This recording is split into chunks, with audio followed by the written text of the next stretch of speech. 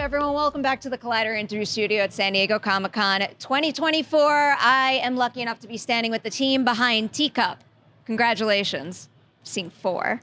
This is very much my speed. Oh, good. Thank you. So this is very early in the show's, I guess, promotional journey. So Ian, would you mind doing the honors and giving our viewers just a very brief description of the show? Also, so I know where to draw the line with spoilers, honestly. Oh, sure. Our show is about a family on a farm in rural Georgia. Their son goes missing, and he comes back somehow changed. And at the same time, this family and a group of their neighbors find that they're mysteriously trapped on this farm, and tensions arise between the various family members and neighbors as secrets are revealed and there are betrayals, but they have to look beyond their differences and find a way to unite in the face of a mysterious and what turns out to be a very deadly threat. What a beautiful way to describe I could it. never have done that. That was I practiced that in my room I'm very impressed. really for 3 days. That sounded good, man. There's one specific thing that you mentioned in our press notes that I wanted to ask about. You said that Atomic Monster let Teacup be the show that you believed in and wanted to make. Can you tell me a little bit more about that? What is your version of Stinger that's like unique to you versus any other way they could have adapted it? Stinger, the book, is gargantuan. It's an epic novel. It's brash. It's got big set pieces. It's got lots of characters, an entire town under siege. And my vision, when they asked if I wanted to adapt it, was to flip it on its head, take all of that away. I wish I'd come up with this turn of phrase, but I wanted to turn it into a keyhole epic, which means a very large story told through a very small lens. And so that's what I did. I took away most of the characters. I focused on the central family. I took away the town. I focused it on a secluded farm, and we kind of I was saying before, we turned down the temperature, and then slowly, it's a slow burn as opposed to a big explosion of the book. Does that make Slow sense? burn, but some pretty big things happen quite early on. I can't wait. That slow. I mean, it's not that slow. Yeah. It's the fastest slow burn on TV. Fastest slow burn you'll ever see. I mean, in all honesty, it's got quite the pace right out the gate. And I will talk about some prosthetics eventually, but Yeah. I feel like we can't even come close to scratching the surface of how damn good some of that is in this show right now, at least. For the two of you now, I'm curious about signing on for this. When this opportunity first came your way, what was it about Teacup that made you think, like, this is the right project for me to take right now? I have something to gain from this. Well, for me, I've been wanting to work with Ian, for a long time. I've read a couple of scripts. We worked on a script together that didn't ever really happen, but it was a great experience. And I think he's just like an amazing writer. So when I heard he was doing something in this space, I know him pretty well. And as a writer, I know him pretty well. And I thought that was going to be a really interesting mix of things, because I knew that when you jumped into these scripts, there was going to be a character development, and it wasn't just going to be, as you say, sort of the macro look at a story. It was going to start where it did. So I got 3 scripts and read them, very quickly, and immediately called them and tried, to get the job, basically. I thought the world he created was really unique, and I thought it was kind of a director-proof. It was really cinematic. And I thought if we could get any of this or a lot of this on screen, we're going to be in good shape here, and I think we really did. And I think audiences are really going to be excited by this. For me, it was when Ian and Evan pitched me the character of Reuben and the challenges it would bring and what I could bring to the table. And I love the writing. I love the story of it. I love the conflict he has with James as well. And it was just great drama. And as an actor, you want to sign up for stuff like that. And I was very, very grateful to play him. Absolutely. So I am sure you had wonderful scripts to work with here. But when you're an actor playing a member of a family, I have to imagine that you find a lot of your character through your family scene partners on set. So to highlight the wonderful people you get to work with, can you name something you discovered about your character through working with them? I mean, you're kind of like, this is the way I work now. I used to, work with a lot of acting coaches and, really get really in my head about preparing and do this and that.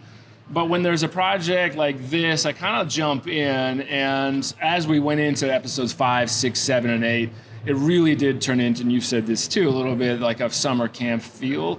So we'd be on, and I won't give anything away, but we'd be doing these really, really intense elements of the show that start to happen through 6, 7, and 8 episodes.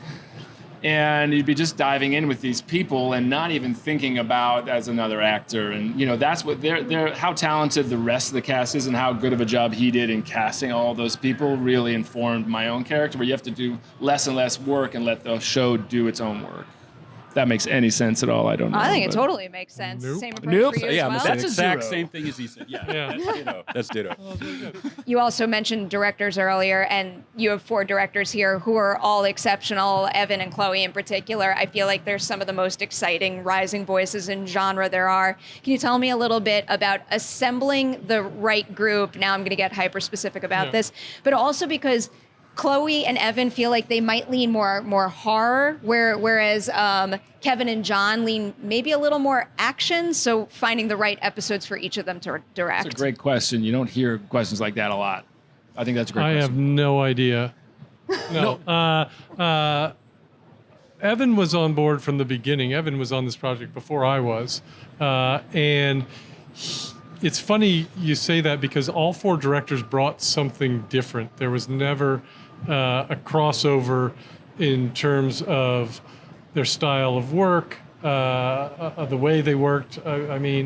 And they all brought something different. And oddly, things just kind of matched up that their specific skill sets worked very well for the 2 episodes that they directed. Like Evan creating this world, creating the mood, the tone, it was beautiful. And then Chloe took it to a place where the story, I don't think I'm giving anything away, the story changes gears. And you feel like, oh, now we're in a very different kind of story. And it just fit very, very well. John Hyams has been doing this for years and is just a master. He just walks on and things get done and they're beautiful. And Kevin, who was along for the whole ride, is actually our producing director, so he was there throughout. His last 2 episodes, they really do speak to what you were talking about, which is this action. It's not a large world, as I said, but there's some things that happen that you need someone who has a very sure hand at set pieces. Yeah. I love how I just boxed them all into specific genres, and as you started to talk about Evan, all I could think about is like the range in his work, like Cheap Thrills being horror comedy, Asriel's like hardcore horror action. Yeah. I mean, they can all do absolutely anything. I'll lean into the effects now. First, for the 2 of you, before we get specific with it, I am curious, is there anything you could tease that you did on set that made you stop and go, like, I cannot believe this is what it takes to make it look like that in the finished product? Well, I mean, again, with his scripts, I knew the character stuff was going to be there. I knew all of that sort of Western feel was going to be there. But I wasn't sure, I would just never know about the genre elements. Are those going to come together? Are they going to be computer graphics? Are you going to be looking at like, a tennis ball on a thing? But we rode up on a horse to can I say snake? To what? No. Okay, no, nothing. I know what I you're rode up to talking something. about. I rode up to something, and it was practical effects. It wasn't something you Yeah. were looking at, which was great, and they did such an amazing job with it. I was worried about how my horse was going to react to what it was seeing, and they were fine. But no, it was great. I mean, that they pulled that off amazingly. Sorry, are you going to yell at me about the? Yes. Anything specific come to mind for you? Scott's horseback riding. Yeah, Scott's horseback riding. Anytime you had to ride a horse, we can't believe we pulled that off. No, I can't really think of anything at the mind right now. Fair enough. So I don't know how much detail you'll want to give on this, but when you're working with the special effects makeup team, are there any particular references you want to give them? Yeah, there's a lot of references. Without spoiling anything, we weren't trying to reinvent the wheel, but at the same time, we wanted to have the supernatural elements of the show be something that audiences hadn't seen before. And the way to do that, I don't know how other people do it, but the way to do that was to be very specific with references, but then to trust the people to take those references and say, well, what's your best idea? Because you're going to make my idea better. And we had some pretty abstract references from pieces of art to driftwood to bonsai trees. We had all sorts of things going into a very specific practical effect that they built. And as with, and this sounds like BS, but as with everything in Teacup, it exceeded my expectations on every single level. As you were naming all those references, I was trying to connect the dots to certain things I've seen thus far. I feel think like you I can. can. Yeah, I think you can. So I want to ask the three of you my favorite question. I'll warn you, nobody likes it. I find that nobody in this business tells themselves good job nearly enough. We give each other awards. Super cool. We should keep doing that. I want to know something that you individually did while making Teacup that you know you can look back on and say, I am so proud of what I was able to do there. That's a tough question. For me, it was kind of, I've been doing this a long time now, kind of letting go into some of the more emotional parts of the show and not getting consumed with, dictating or controlling what that was going to be, and just letting sort of the scene develop. And again, trusting Yvonne or Emily or whoever you were working with in that moment to kind of let the writing do the work for you and trying to dive in and like see what's happening on the day and kind of like let it go. And I was able to do that in some ways more than I have in the past. I think it's a credit to everybody around, the whole crew and everything, but that was a big deal for me. It's a great example. I think for me would be trying to keep Ruben internal. That was quite challenging for me. And it was the directors and the writing, but it was very hard trying to keep contained.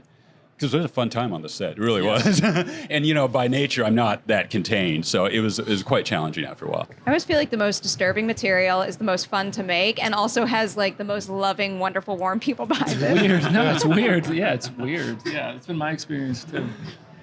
How about you, Ian? I would say this is my first time show running, and it's my first show that I've created that's been made, and I would say that Teacup is what I'm most proud of. That it was, as I said before, and I'm not lying, every aspect of making this exceeded my expectations. It's the hardest job I've ever had, but it's also the best job I've ever had. And I surprised myself because I think I'm pretty good at it, which is, surprising. That's shocking. Yeah. No, but I think we got away with it. No, even saying that is not being, I think we did a good job. I have to end with one other question. Scott, this is coming your way. So whenever we prepare for these Comic-Con interviews, we always tell our Collider colleagues who we're talking to, and I ask them if they have any past or future projects they want us to ask about. Okay. Everyone just wants you to talk about Underworld for forever and ever and ever. And I read the Vulture interview you did last year, so I know you've talked it to death. So I tried to come up with a question that maybe you haven't answered. Yeah, okay. Is there any particular tool in your acting toolkit that you gained from Underworld that you actually still use to this day? Well, that was the first time in 2003. We were all doing the Matrix kind of stuff, and there was a lot of wire work and all that kind of stuff. But it was my first times we were green screen back then. And I remember doing a scene in a car, and, it was the 2-page dialogue scene, and, the car wasn't moving, and there's all this stuff that's supposed to be happening. It was really challenging to figure that out, and I did not figure it out there. But it was the start of, using your quote-unquote imagination, which pretty don't have a lot of that. But it was really that was the start of trying to figure out that kind of world. And we've all obviously, look around. We've leaned into that even more and more and more and more. So that's the kind of skill set I've kind of took away from that. Makes sense. I'm glad that teed you up for success, and I'm glad that's a hot topic that people still love to celebrate and talk about. I don't mind talking about it. I love it. I appreciate that. Yeah. I also appreciate you sharing your experience making Teacup with us. I'm so excited to see the back half. I can't wait. Congratulations. Thank you so much. Comic-Con. Thank you so much. Thank you.